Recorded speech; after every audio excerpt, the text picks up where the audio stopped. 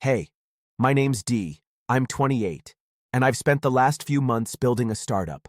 Sounds like the dream, right? But here's the thing. It's all falling apart. Not the business. That's actually taking off. It's everything else. There's this woman, Karen, and I don't know if I'm helping her or making things worse. I thought I had it all figured out, but now I'm not so sure. One wrong move, and I could lose everything. The startup, her, maybe even myself. All right, I know this sounds a little crazy, but grab a drink, get comfy, and let's dive in. If you're curious about what happens next, believe me, you will be. Hit that like button, subscribe, and don't miss the next part. Oh, and seriously, drop a comment. How would you handle all this if you were in my shoes? I'm dying to know. I remember the day I decided to stop running. Not physically, not yet, but emotionally.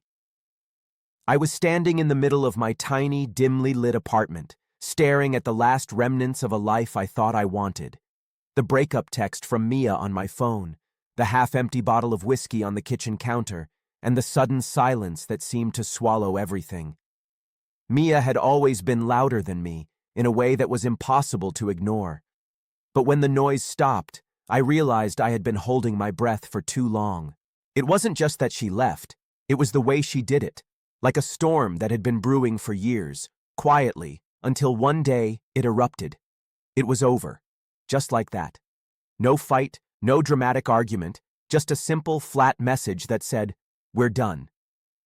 The tech world was my escape. It was the only place I still felt in control. I'd been sketching out ideas for months, refining them in the corners of my mind, but I'd never truly given them the attention they needed. Not until now. There was no time to waste. So I signed the lease on a small office in downtown Manhattan, set up my computer, and got to work. No distractions, no more waiting. I was done pretending my life was anything less than what I wanted it to be. But then, there was Karen.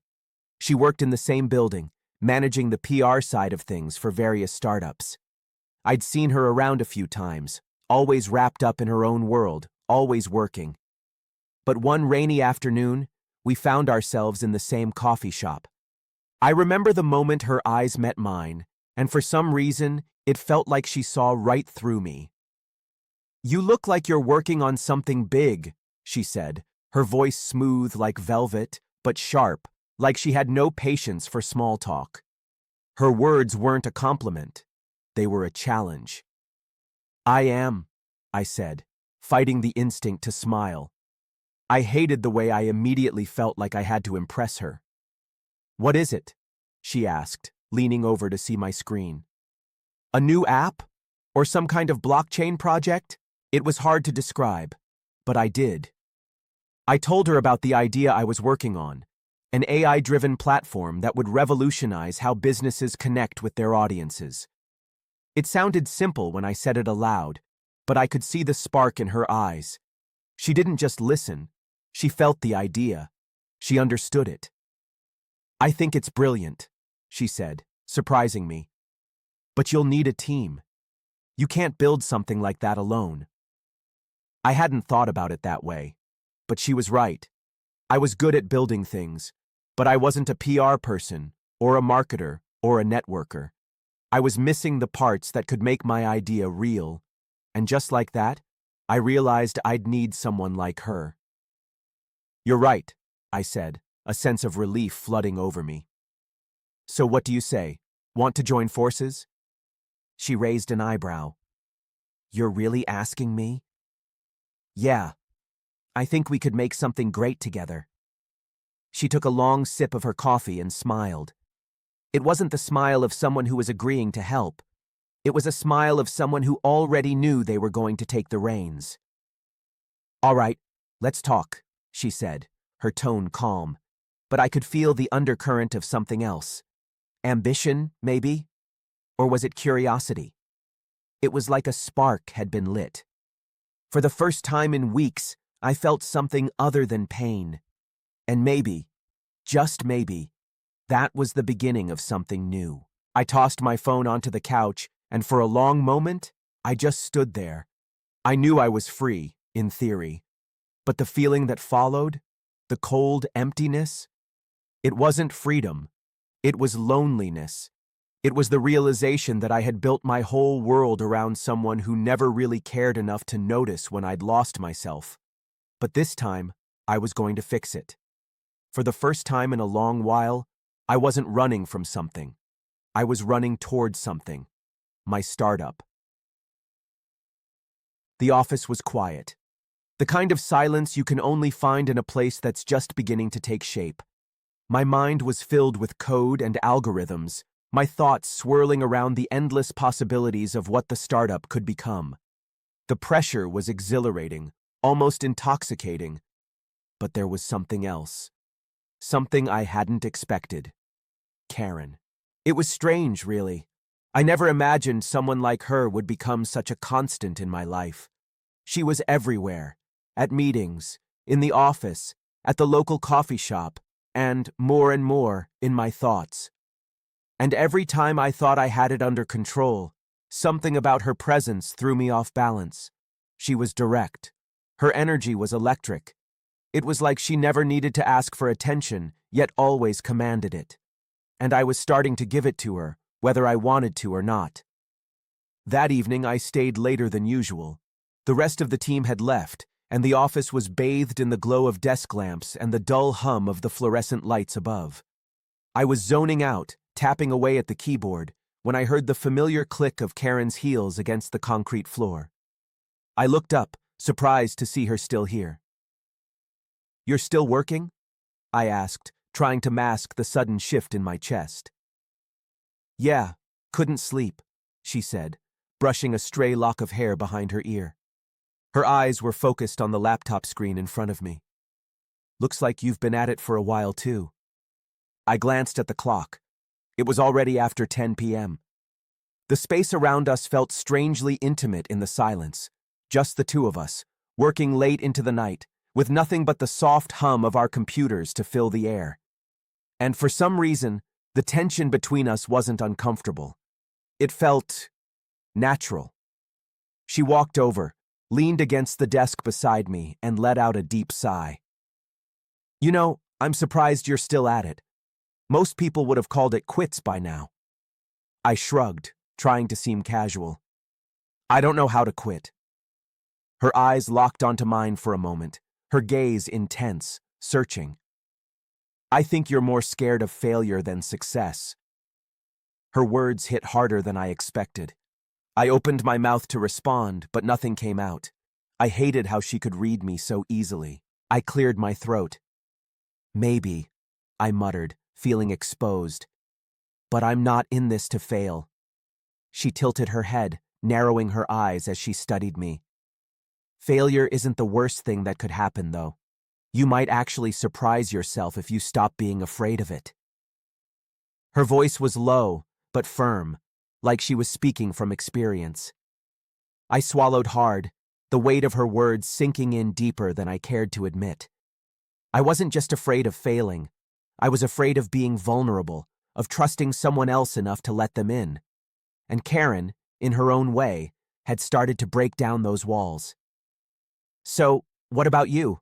I asked, trying to steer the conversation away from myself. "What's your plan, Karen? You seem like you've got everything figured out." She smiled, a little wryly. "You think I've got it figured out? Believe me, I'm just as lost as anyone else. The difference is, I don't let that stop me." The words lingered in the air like a challenge. For a second, I wanted to tell her how much that resonated with me, how I was terrified of letting people see how much I was struggling. But instead, I nodded, acknowledging her strength without showing her my own vulnerabilities. "Maybe we should take a break," I suggested, half joking, half serious. "I've been staring at this screen too long." "Sounds good," she replied, standing up and stretching. "Let's go for a walk." We stepped out into the crisp night air, the city buzzing around us. But the world felt quieter here, with just the two of us walking along the streets. The glow of streetlights painted the sidewalks in shades of amber and gold, and the sound of distant traffic became background music to our conversation. We talked about everything: work, life, the future, our plans, and the things we never really shared with anyone else. And through it all, I couldn't shake the feeling that this conversation was different. That somehow, this late-night walk would mark a turning point for both of us. "So," she said, as we reached the corner of the street, "what's really driving you? Is it the idea? The dream of success? Or is it something deeper?" I stopped walking, looking at her with a mixture of surprise and uncertainty. "I don't know," I admitted. "I guess I've always believed that if I could just make it work, everything else would fall into place. But I'm starting to think that maybe it's not just about success. Maybe I'm doing this because I'm scared of what happens if I don't." She studied me quietly for a moment, and then smiled, almost knowingly. "That's the real challenge, isn't it? Facing what you're running from." I nodded, the weight of her words settling deep within me. Maybe she was right. Maybe I wasn't just building a business. Maybe I was trying to build a life, one where I didn't have to be afraid of what might happen next. The days that followed felt like a blur, a constant cycle of meetings, brainstorming sessions, and long hours spent glued to a laptop screen. I'd grown accustomed to the rhythm, the buzz of energy that came with pushing forward, one line of code at a time, and one decision after another. But something was changing. I could feel it in the air around me. The weight of responsibility was heavier than before, and it wasn't just the pressure of building a business. It was Karen. She was everywhere. In the office, at the meetings. Her presence was a constant, like a flame that never dimmed. Every time she walked into a room, it felt like the temperature rose by a few degrees. And despite my best efforts to keep my focus solely on the startup, there was something about the way she moved, the way she thought, that drew me in. It wasn't just her energy, it was her mind. The way she could take any idea and turn it into something bigger, more impactful. We were building something great together, but it wasn't just the project that was growing. It was the connection between us. I could feel it, but I refused to acknowledge it. Not yet. In the office, the walls felt like they were closing in, the air thick with ambition and the constant sound of typing. But there were moments when our eyes would meet across the room, and in those seconds, it was like the rest of the world faded away. She'd give me a small, knowing smile, and I'd feel a rush of heat in my chest. "You're good at this," she'd say, her voice low but confident, catching me off guard. I'd laugh it off, pretending it didn't matter. "It's all about the hustle." But it wasn't just the hustle. It was her. She had a way of making everything feel real, of making me want to believe that I could actually pull this off. I'd never had someone like her on my side, pushing me forward, challenging me in ways I hadn't thought possible. As the startup gained traction, investors began to take notice. The meetings with potential backers became more frequent, the stakes higher, and the pressure, if anything, intensified. But with Karen by my side, I felt ready. I wasn't doing this alone anymore. I remember the first big pitch meeting we had. The investors were sitting at the long glass table, their eyes fixed on us as we presented the platform. I could feel my heart pounding in my chest, the weight of the moment pressing down on me. Karen was beside me, calm, poised, and in control. She spoke with authority, guiding the conversation with ease, her words coming effortlessly. I couldn't help but watch her, amazed at how naturally she commanded the room. When the presentation ended, the silence hung in the air like a thick fog. The investors exchanged glances, and for a moment, I wondered if we'd done enough. But then, one of them leaned forward, breaking the tension. "This is impressive," he said, his voice steady. "You've got something special here. We're interested." I could feel my breath catch in my throat. It was happening. We were on the verge of something huge, and it wasn't just the business that was taking off. The connection between Karen and me was undeniable. Every victory we shared, every success, It felt like we were building something more than just a company. We were building something between us. That night, after the meeting, I couldn't stop thinking about it, about everything we had accomplished, and about what was growing between us. I told myself I wasn't ready for anything personal, not yet. But as I lay in bed, the excitement of the day swirling in my mind, I couldn't ignore the truth any longer. It wasn't just the startup that was soaring, it was me too. And for the first time in a long time, I felt like I was exactly where I needed to be. Karen was the spark. She had ignited something in me that I hadn't even known was there. It wasn't just the startup that was growing anymore. It was the tension in the office, an undercurrent I couldn't ignore. And this time, it wasn't about the code or the business or the clients. It was about Leo. Leo was new. He'd joined our team as a PR specialist, but it didn't take long for him to make his presence known. The guy was smooth, a natural at building connections, with a confidence that radiated through every conversation. And it wasn't just his professional demeanor that caught everyone's attention. There was something else, something magnetic about him that made people gravitate toward him, including Karen. I first noticed it one evening after a long day of strategy meetings. I was sitting at my desk, trying to focus on the next phase of our platform, when I saw them, Leo and Karen, standing near the office kitchen. They were laughing, leaning in, their shoulders almost touching as they exchanged some inside joke I wasn't part of. And the way she looked at him, the way she smiled, it was like watching a spark catch fire. I couldn't deny it. The chemistry between them was undeniable. It wasn't just professional, it was personal. And I hated that I was noticing it, that it was bothering me. I tried to brush it off. It was nothing. Leo was just a new member of the team, and Karen was friendly with everyone. But as the days passed, I started seeing more of them together. They'd share lunch breaks, bounce ideas off each other in meetings, and their conversations seemed to last longer than necessary. My gut told me there was more happening than just business, but I couldn't bring myself to confront it. That's when I realized how much I'd been pretending.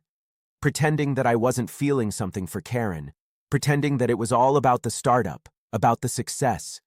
I had been so consumed by this idea of making it, of proving myself, that I'd neglected what was happening right in front of me.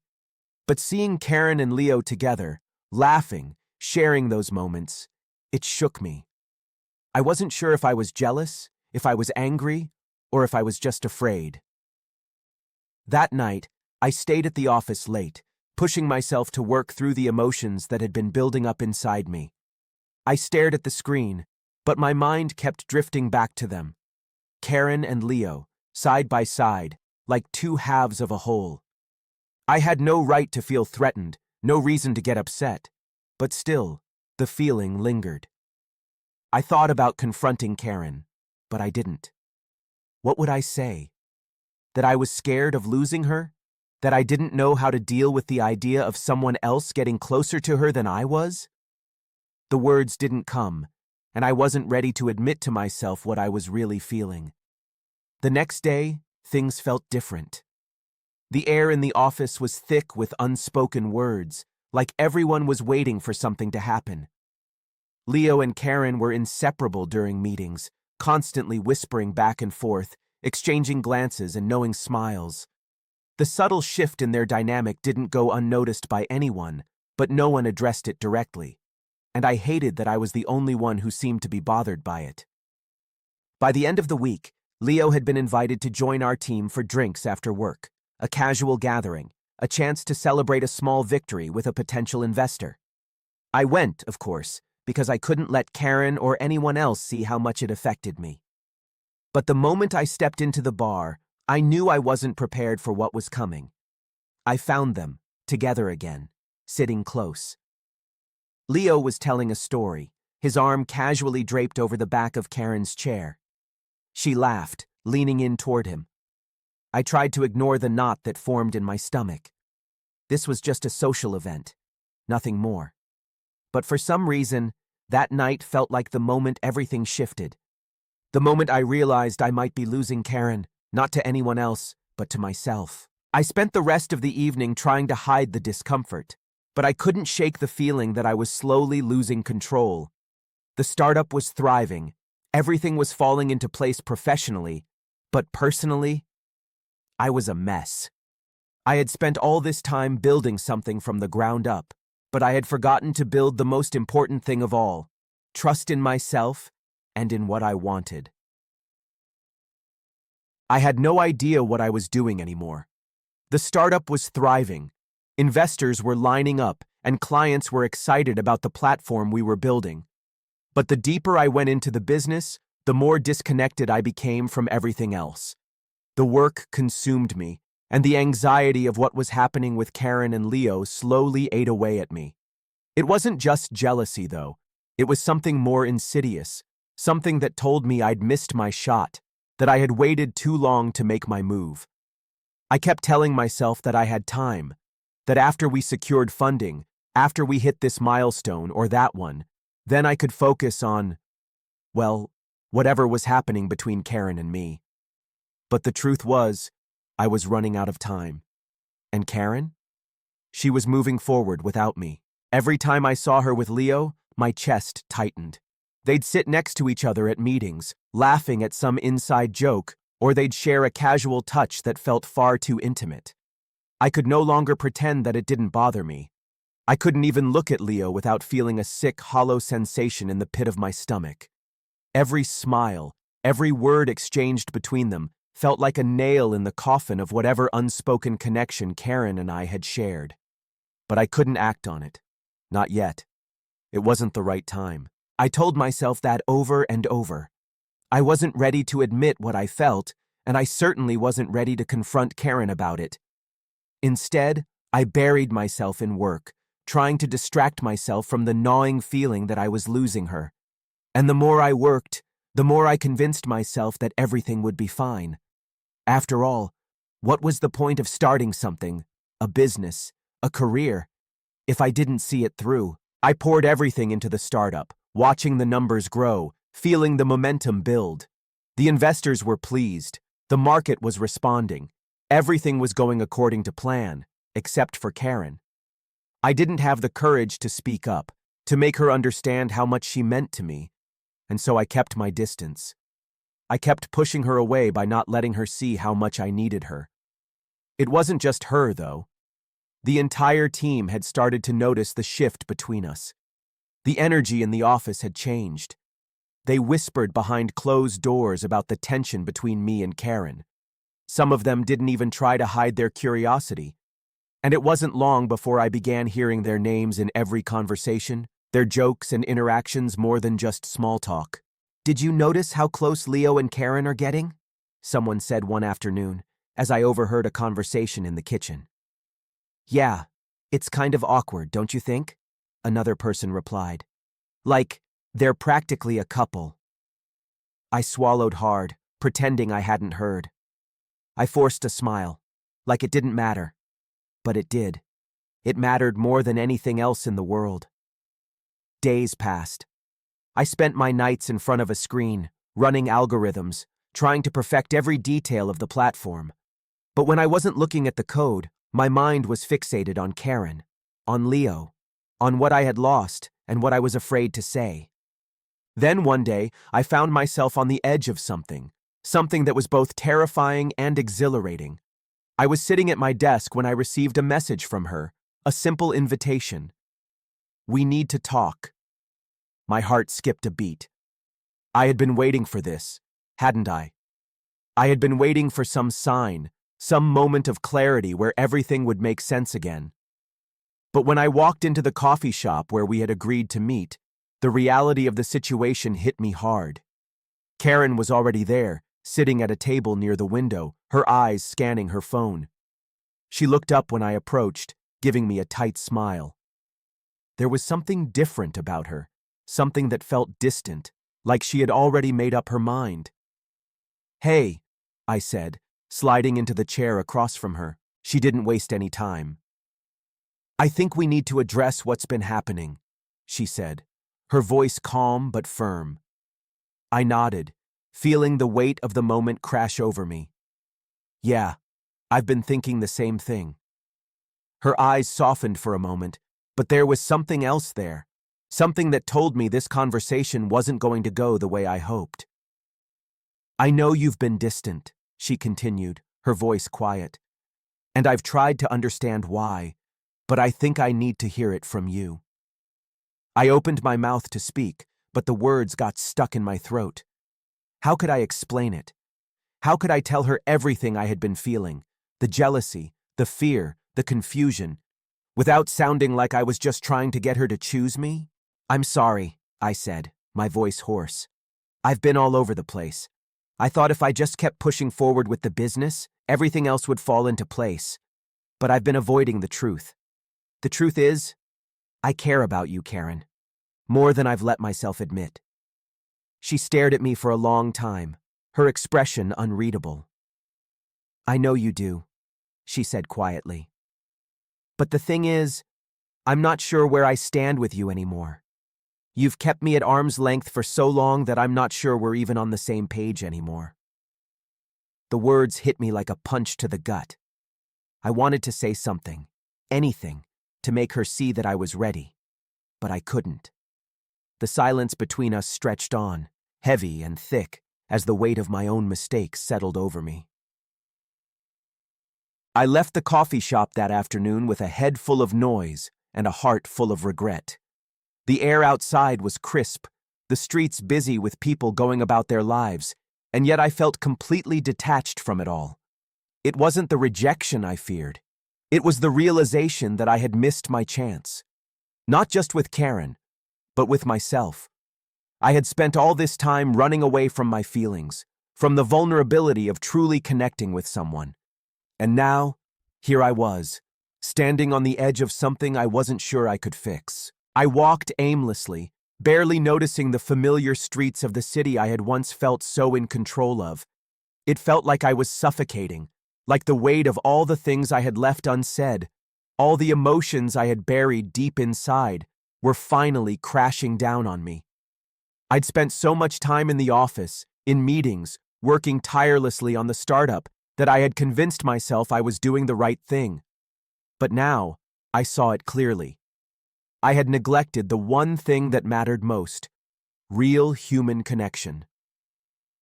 By the time I reached the office, it was late. The building was quiet, but I knew that Karen would still be there. I had to talk to her. I couldn't leave things like this. I found her in the conference room, hunched over her laptop, the glow of the screen reflecting in her glasses. When she saw me, she didn't look surprised, just tired, as if she had been expecting this conversation for a while. I hesitated at the door, unsure of what to say, but she spoke first. You came back. I nodded, taking a deep breath. I couldn't leave it like that. I know I've messed up. I know I've been avoiding the truth, and I need to face it. I care about you, Karen, and I'm sorry for pushing you away. She didn't say anything at first, just looked at me with those sharp eyes, as if she was weighing my words carefully. There was a quiet strength in her that I had always admired, and now, in this moment, it felt even more powerful. I know you care, she said softly. But there's a difference between saying it and showing it. You've been so focused on your work, on proving yourself, that you forgot what really matters.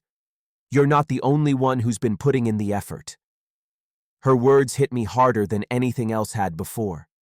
The truth was, I had been so consumed with my own fear of failure, with my own need to succeed, that I hadn't even noticed how far away I had pushed her. She had been there, right in front of me, willing to help, willing to take this journey with me. But I had been too blind to see it.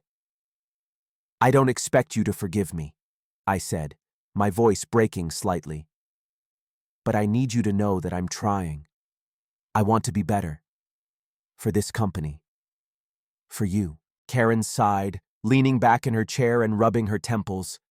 She looked exhausted, like she had been carrying the weight of this for longer than I realized.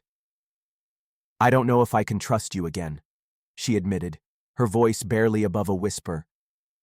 You've kept me at arm's length for so long, and now I don't even know who you are anymore.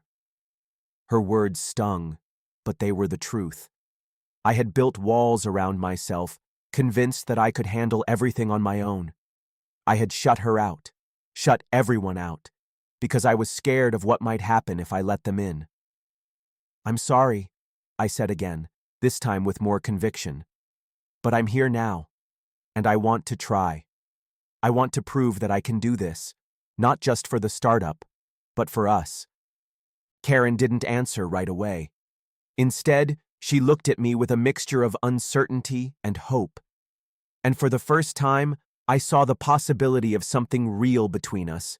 Not a quick fix, not a happy ending wrapped up in a neat little bow, but something genuine, something worth fighting for.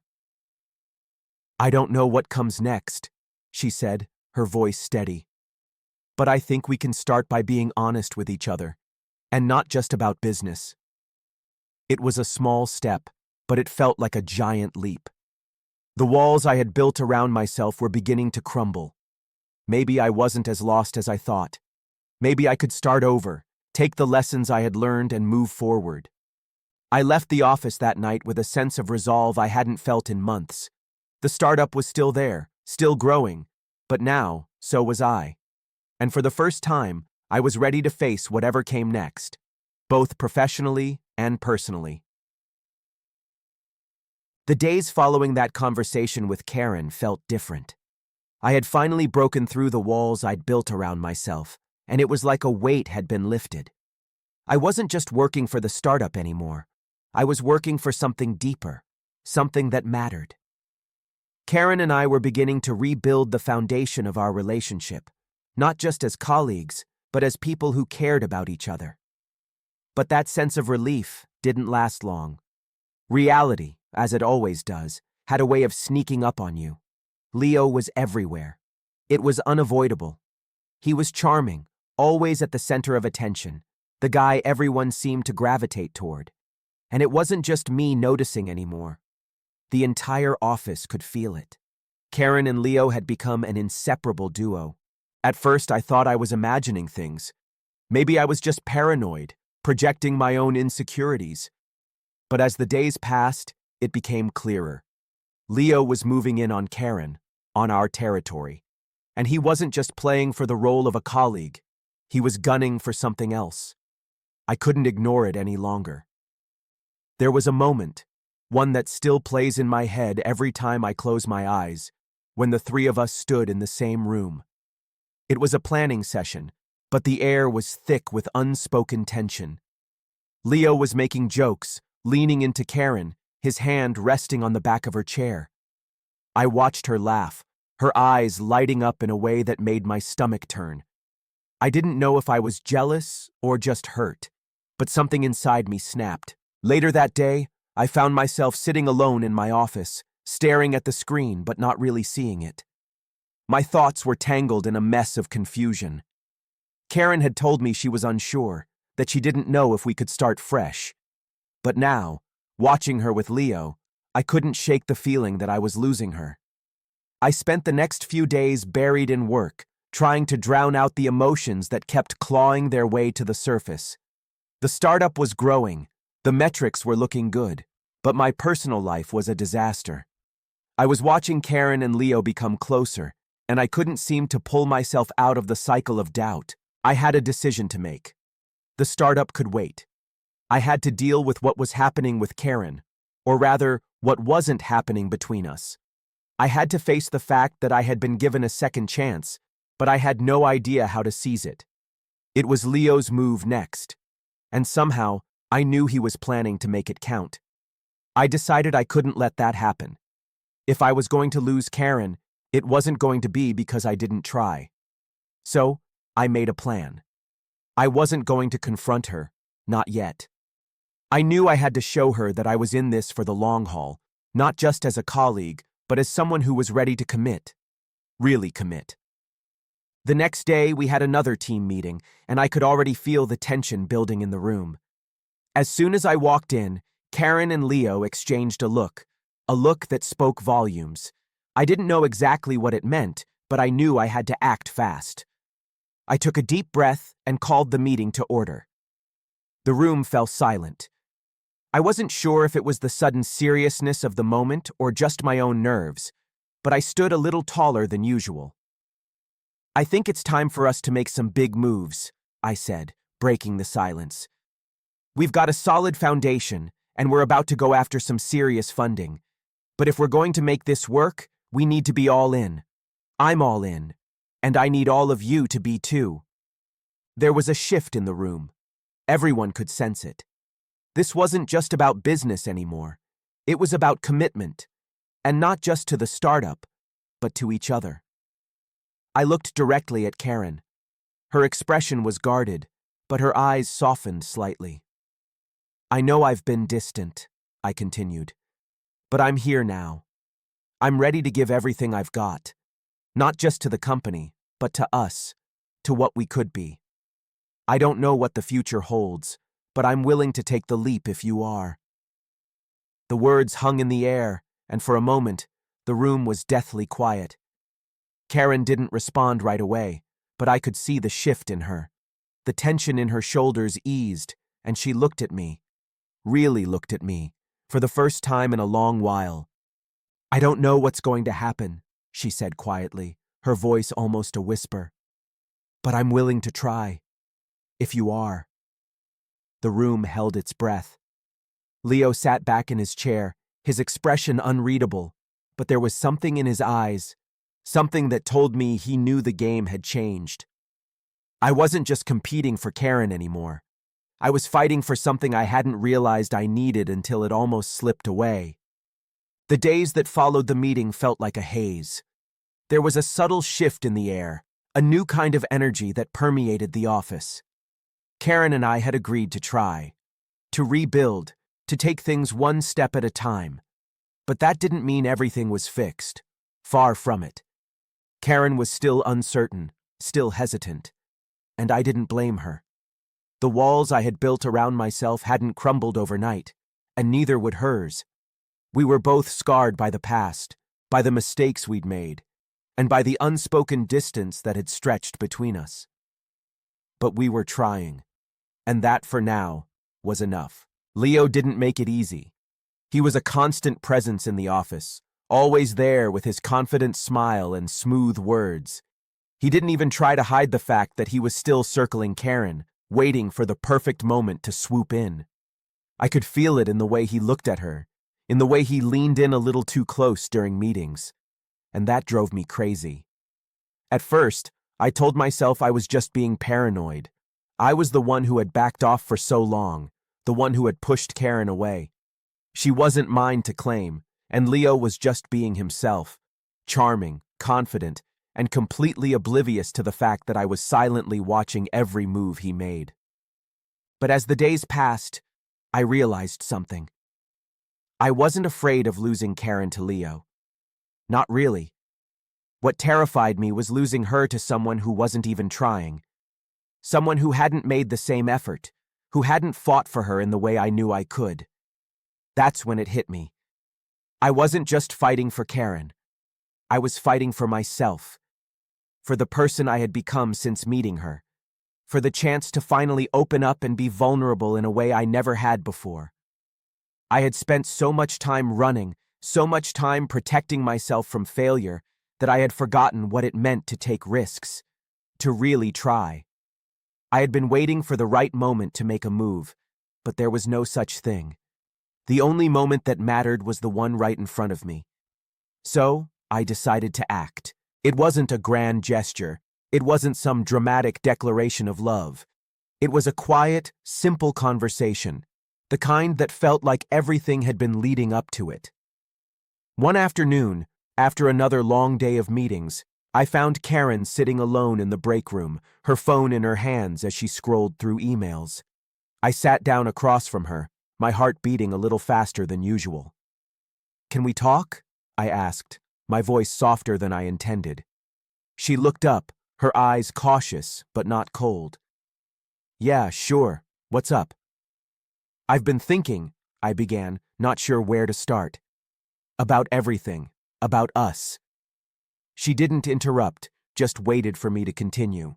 "I know it hasn't been easy," I said, my voice steady now. "I know I've messed up. but I want you to know something. I'm not asking you to choose me or to make some big commitment. I'm just asking you to see me, really see me. I'm here, and I'm ready to try, if you are." Her eyes softened, a faint smile tugging at the corners of her lips. "I know you are," she said quietly. "I see you, Dee." The words were simple, but they carried so much weight. It wasn't a promise. It wasn't a declaration of anything more than the fact that we were both willing to take the next step, however small it might be. And that was enough. It wasn't perfect, and I didn't expect it to be. There were still so many things unsaid between us, still so many uncertainties. But for the first time in a long time, I felt a sense of peace. A sense that, no matter what came next, we would face it together. The following weeks were filled with a quiet, steady tension. The startup was growing at an exponential rate, and I was grateful for every small victory. But there was still something nagging at me, a sense of unease that came from knowing we hadn't fully crossed the line. I didn't know if Karen would ever truly trust me again, or if Leo would finally make his move, but I knew one thing for sure. I couldn't keep waiting for some perfect moment to act. I had to take what was in front of me and make the most of it. And then one evening, the moment finally came. We were at a company event, a mixer with investors and partners, when Leo made his move. He found Karen across the room, as he always did, his body language open, confident. He leaned in close, speaking to her in that low, smooth voice of his, and I felt the familiar tightness in my chest again. But this time, I didn't run. I walked across the room, my feet moving quickly, but not hesitantly. As I reached them, Leo gave me a small, dismissive smile.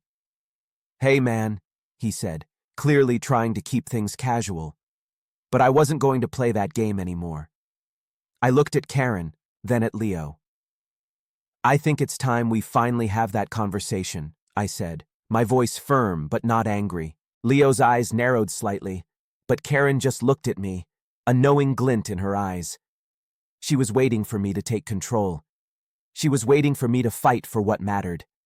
And in that moment, I knew what I had to do. The room felt colder as I stood there, facing Leo with all the confidence I hadn't had before. I could feel Karen's eyes on me, a subtle, unspoken energy that seemed to connect us in the midst of everything else. She wasn't backing away. She wasn't looking for an escape. She was waiting for me to act. Leo straightened up slightly, the smirk still plastered across his face, but there was something in his eyes now, a flicker of realization. He knew this wasn't just another casual interaction, not another polite exchange between colleagues. This was something different.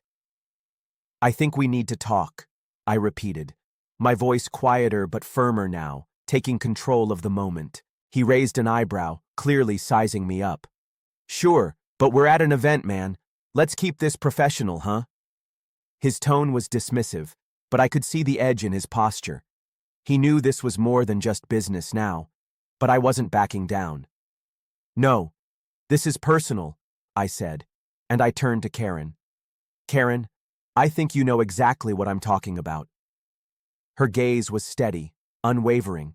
She didn't speak, but she didn't need to. There was an understanding between us now, something we had never shared before. Not like this. She was in this with me, whatever this was. And maybe that was the spark we needed to start something real. Leo shifted, clearly uncomfortable now, and that's when it hit me. This wasn't about proving anything to him. This wasn't about competition or one-upping him. It was about me standing up for what I wanted. It was about putting everything I had, not just my work, but my heart, on the line. "I've let you be the center of attention for too long, Leo," I said, keeping my voice controlled, even though everything inside me was yelling. "I've stepped back. I've let you make your moves, but I'm done playing nice." Leo's face hardened slightly, and for the first time, I saw a flicker of uncertainty in his eyes. He wasn't used to being challenged, not in the way I was doing now. He had always been the one to take what he wanted without asking, but this time, it was different. "I'm not trying to steal anything from you, man," he said, his voice now strained. This is business. It's not personal. But I knew better now. It was personal. I don't care if it's business or personal, I replied, my words cutting through the tension in the air like a knife. What matters is what we've been building here. You're not going to come in and tear that down because you think you can just take what you want. The words hung in the air, thick and heavy. Leo didn't respond at first, and for a brief, tense moment, I thought he might push back. But then, slowly, his shoulders slumped, and the facade of confidence he had been wearing cracked. You think this is about you and me? He said, his voice lowering, and there was an almost reluctant honesty to his words now. It's not. It's about what's best for the company. I thought we were past this petty stuff. But I didn't let him finish. Don't make this about the company, I said, cutting him off. This is about Karen and me. This is about us. And I'm tired of pretending like it's just business when it's so much more. The room was silent for a moment, the only sound coming from the soft murmur of conversation around us. But it felt like the entire world had stopped in that instant. Karen hadn't said a word yet, but her eyes were locked on mine, a mixture of understanding and something else, something deeper. Finally, she spoke. "Dee," she said softly, and it felt like everything else faded into the background. I don't need you to fight for me, but I need you to be real with me. I need you to be the person you've been pretending not to be. My heart clenched. I'm sorry, I said, taking a step closer to her. I've been so caught up in everything, in the startup, in the pressure, in the idea of success, that I forgot what really matters. What matters is us, and I'm not going to make the same mistake again. Karen didn't speak right away. She just looked at me, the weight of everything between us hanging in the silence. And then, finally, she nodded. Okay, she whispered, her voice almost fragile in the quiet space between us. Okay, Dee, let's try this. Let's see where it goes. And just like that, the tension between us seemed to lift. The storm inside me calmed. I wasn't sure what would happen next, but I knew that in that moment, something had changed. We weren't perfect. We weren't magically fixed, but we were in it together. And that was enough. Leo stepped back, his expression unreadable. He said nothing, just turned and walked away. He knew the battle wasn't his to win anymore, and that was all the victory I needed. Karen and I stood there for a long time, side by side, surrounded by the noise of the event. But it didn't matter. What mattered was that we had finally stepped into the light, together. The days that followed felt different, lighter. For the first time in what seemed like forever, I wasn't bogged down by the weight of uncertainty, by the anxiety that had ruled my life for so long. Karen and I were still figuring things out, one step at a time, without rushing. But there was something fundamentally different about the way we interacted now. The walls I had built between us were slowly coming down, and for the first time, I felt like I was really present, in both my work and my personal life. Karen and I began spending more time together outside of work. It wasn't forced or awkward. We'd talk about everything, about the startup, of course, but also about things that weren't tied to the business. Our conversations were light-hearted, but there was always this underlying depth, this unspoken connection that had always been there, only now it wasn't buried beneath the surface. We started working together more closely, too. Our ideas were flowing freely, our synergy undeniable. She wasn't just my partner in this startup. She was becoming my partner in life. And the more time I spent with her, the more I realized that this wasn't just about the success of the company. It was about us, building something together that was far more meaningful. As for Leo, things had quieted down. He stopped trying to insert himself into every conversation, stopped showing up where he knew Karen and I would be. It was like he realized that whatever game he thought he was playing was over. He didn't have the same hold on Karen that he once did, and there was nothing left to compete for. The focus had shifted from the business, from his charm, to something deeper, something more real, and I was ready to nurture that. One afternoon, after a particularly long day of meetings, Karen and I found ourselves alone in the office. Everyone else had gone home, and the quiet of the empty building made everything feel more intimate. Karen sat across from me, her eyes sparkling with excitement as she told me about a new idea she had for expanding our platform. I listened, amazed as always at how easily she could see the big picture, how effortlessly she brought life to every idea. "I think we could really scale this," she said, leaning forward, her voice full of conviction. "This could be huge, Dee. We're just scratching the surface." I nodded, feeling the same rush of possibility that I'd felt from the very beginning. "I know," I said, the words coming out before I could think. "And we're going to do it. Together." There it was again, that word. Together. It was simple, but it felt so powerful. It wasn't just about the startup anymore. It wasn't just about business or success. It was about the two of us, creating something that we both believed in, something we could be proud of, something that would stand the test of time. That night, as I drove home, I couldn't help but smile. Things weren't perfect, but for the first time, I felt like they were heading in the right direction.